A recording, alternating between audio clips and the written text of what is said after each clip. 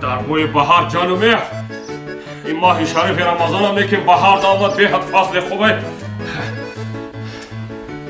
بهار خوش رو کرده که ما دوست مراجعه کجا باشه دوست مراجعه پیدا کنم اگه یا پولش به تو ما گوسپند خریده بیاره در این ماه شریف رمضان آخه یک گوسپند گوشت گوسپند بخوریم یک قوت کنیم آخه دوست مراجعه دوست مراجعه کلک ها کجا ده یا ایسا بیا که ها چوکا تا پیدا کردی اینجا بیا دوست مراجعه دوست مراجعه سازه تنجه چیکار کردیسی آجا؟ هیچ همه هزمون همشه جا بجا کردی هزمون رو تل کردیسی انا کن دوست مراجعه این ماه شریف رمضان آمد ما تو را پول میتونم گوش که یک تا گوسپند بار دقیق خوش را بخور بیار نصیب باشه هم نان میکنیم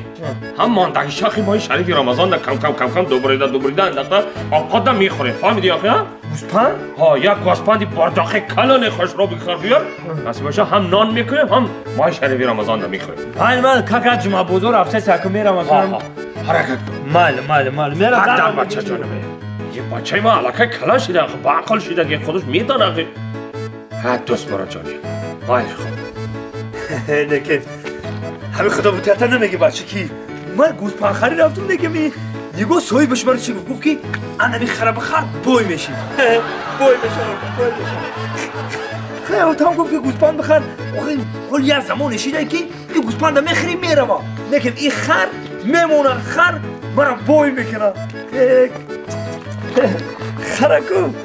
خر در خواب ببینی خر مراد میگن در خواب ببینی آدم بوی میشی اوتا بیا آمده دوست مراجعه دیدی اوتا خرا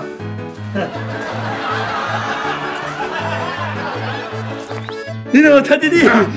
این الان قرآن که اگر من تو را گفتم که گوسپند بخور تو رفتی یک خر خریده وارد گوسپند خورده میشه این خر خوردن نجابت داده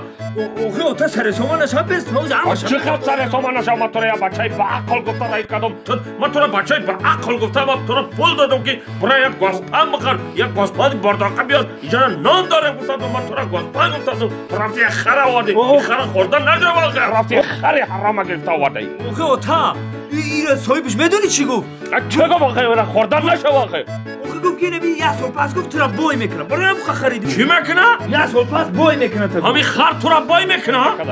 یا ای نلارم قرآن که اگر چی تو دا این خر آینده بلاگر میشه ها؟ بوی میکنه